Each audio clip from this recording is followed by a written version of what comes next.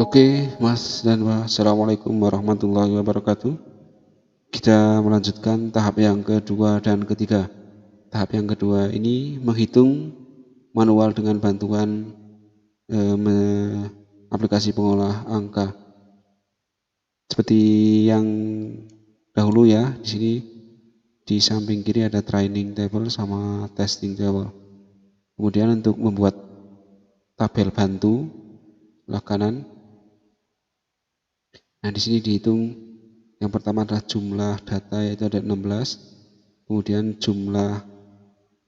jumlah kasus baik kita hitung dengan fungsi di Excel, yaitu count if dari G, dari kolom G ini. Kemudian yang cukup juga kita hitung dengan count if juga. Kolom G kita tarik ke bawah.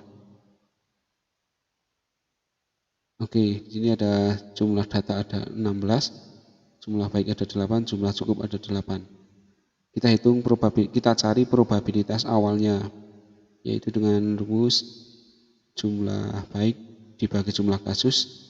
Cukup juga demikian, jumlah cukup dibagi total data atau jumlah kasus, sama hasilnya 0,5. Kemudian di bawah ada tabel kriteria baik dan kriteria cukup. Kita lihat dulu di tabel testing pendidikan orang tua, yang pertama adalah SMP.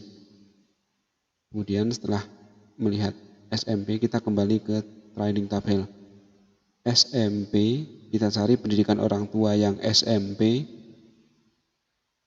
pendidikan orang tua SMP dengan fungsi count if S, makanya ada S-nya. Count if S, B3, terus ke bawah cari yang SMP, ternyata ada 2. SMP baik itu ada 2. SMP baik itu ada 2. Kemudian bagi dengan jumlah baik, hasilnya 0,25. Begitu juga yang SMP yang hasil belajarnya cukup.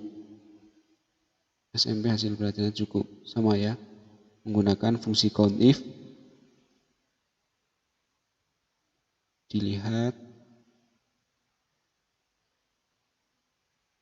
SMP yang hasil belajarnya cukup, kemudian dibagi 8, hasilnya juga sama, 0,25. Sekarang kita lihat ke testing tabel lagi, pekerjaan orang tua petani. Ya, akan kita lihat di training tabel yang pekerjaannya orang tua petani dan hasil belajarnya baik, menggunakan fungsi count if seperti yang di atas, count if S seperti yang di atas. Yang pekerjaan orang tuanya petani dan hasil belajarnya baik, kemudian dibagi jumlah data baik atau jumlah kasus baik. Begitu juga yang jumlah cukup, yaitu pekerjaan orang tua petani yang hasil belajarnya cukup. Itu kalau kita bahasakan dengan bahasa manusia ya, jumlah pekerjaan orang tua petani dan hasil belajarnya cukup. Yang ketiga yaitu jarak tempat tinggal. Di testing tabel jarak tempat tinggalnya adalah sedang. Nah, makanya kita akan lihat jarak tempat tinggal sedang yang hasil belajarnya baik. Jadi gitu jika dibahasakan, jarak tempat tinggal sedang, hasil belajarnya baik. Rumusnya sama seperti baris SMP dan petani seperti di atas. Begitu juga yang mencari nilai cukup. Berarti bahasanya adalah jarak tempat tinggal sedang dan hasil belajarnya cukup. Kemudian dibagi 8, yaitu jumlah kasus cukup.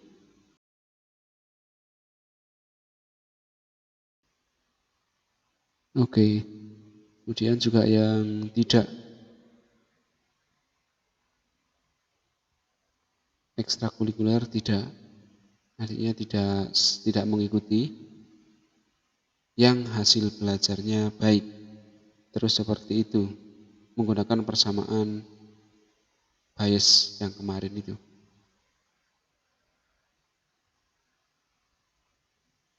Nah, jadi yang ekstrakurikulernya tidak dan hasil belajar baik.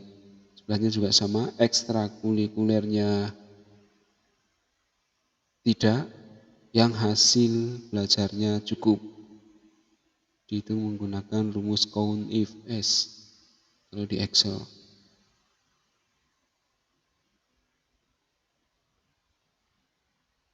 Nah, sekarang yang terakhir. Jadi membacanya testing dulu terhadap training. Data yang ada di testing terhadap data yang ada di training. Seperti contoh ini. Belajarnya rajin, kemudian mencari yang waktu belajarnya rajin di training dengan hasil belajar baik. Sama juga rajin tapi hasil belajarnya cukup. Rajin yang ada di testing dengan rajin yang ada di training dicari jumlahnya dan dengan kriteria yang ditentukan kelasnya seperti baik atau cukup. Nah, total untuk menghitungnya menggunakan perkalian ya, bukan sum, bukan penjumlahan tapi perkalian. Di Excel ada fungsi produk dari baris atas sampai bawah, hasilnya kelihatan, kemudian sebelahnya juga tinggal mengcopy saja. Menggunakan produk ya, bukan menggunakan sum. Jadi perkalian, bukan penjumlahan. Kita lihat probabilitasnya. Berarti nilai total tadi yang baik dikalikan nilai probabilitas awal baik. Begitu juga yang cukup, nilai probabilitas cukup dikalikan nilai probabilitas awal cukup. Jadi mana yang paling besar? Yang paling besar adalah yang baik. Ya, nilai paling besar adalah nilai baik. Oke, sehingga sudah bisa disimpulkan bahwa data yang ada di testing tabel adalah baik. Iya, karena probabilitasnya itu lebih besar yang baik daripada yang cukup. Kita hitung akurasinya atau kita hitung persentase baik dan persentase cukup. Seberapa besar persentase baik dan seberapa besar persentase cukup. Artinya prediksi kita sama yang hitungan manual di video yang pertama dulu itu sama ya, hasilnya adalah baik. Dengan nilai presentasinya juga sama, persentasenya juga sama, 8,2 dan 18 untuk cukup.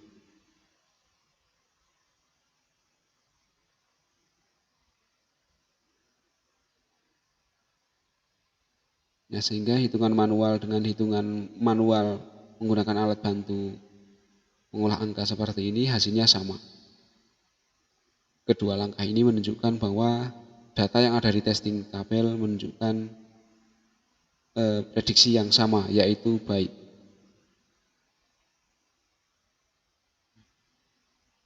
Oke, setelah menghitung manual menggunakan alat bantu pengolah angka, sekarang kita menuju ke tahap 3, menggunakan machine learning. Ini machine learning. Kali ini saya menggunakan RapidMiner ya, RapidMiner salah satu aplikasi untuk pengolahan data-data dalam data mining. Sebenarnya banyak sekali, tidak hanya RapidMiner.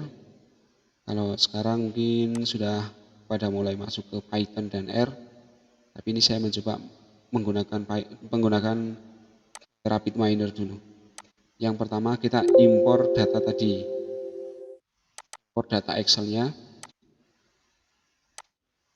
Kita impor data Excel yang nanti file Excel-nya ini akan saya sertakan di deskripsi video. Kita pilih ada 3 sheet ya. Kita menggunakan sheet yang tengah. Di situ ada 17 data, 16 sudah berlabel, kemudian yang satu masih tidak diketahui labelnya. Kita namai, pokoknya ikuti videonya. Kita namai dulu. Jadi nanti pas Mas dan Mbak mengambil filenya juga diletakkan di tempat yang mudah diketahui dulu. Nah itu ada 1 sampai 16 dan 17 masih tidak diketahui hasil prediksinya apakah baik atau cukup. Kalau tadi di manual baik, di manual dengan pengolah angka baik, sekarang bagaimana di aplikasi machine learning. Ini langkah-langkahnya untuk melihat hasil dari prediksi Bayesian klasifikasi. Ada beberapa operator namanya ya, ada operator multiply, kemudian ada operator Bayes. Nah ini Bayes yang tadi kita hitung manual itu. Kemudian ada operator apply model, ya, apply model ini berarti menghitung. Kita lihat dari data, yaitu data, kemudian bias, kemudian di tengahnya ada multiply, input ya, satu diarahkan ke bias. Nah, yang satu dari bias diarahkan ke model, pada apply model, kemudian yang satu dari multiply dimasukkan ke unlabeled data, berarti nomor 17 itu. Nomor 17 masuk ke situ, karena data yang tidak memiliki label, unlabeled data. Nah, kemudian kita tampilkan, kita arahkan ke output, kita jalankan. Kita lihat hasilnya. Ini data awalnya, nomor 17 masih tanda tanya itu ya. Sekarang ini hasilnya. Oke, kita lihat. Prediction nomor 17 baik. Prediksi nomor 17 baik. Nah, itu ya. Confident cukup dan confident baik juga sama. Persentase di bawah, nilainya juga sama. Oke, itu dulu Mas dan Mbak. Sampai jumpa di video-video selanjutnya. Terima kasih atas perhatiannya. Wassalamualaikum warahmatullahi wabarakatuh.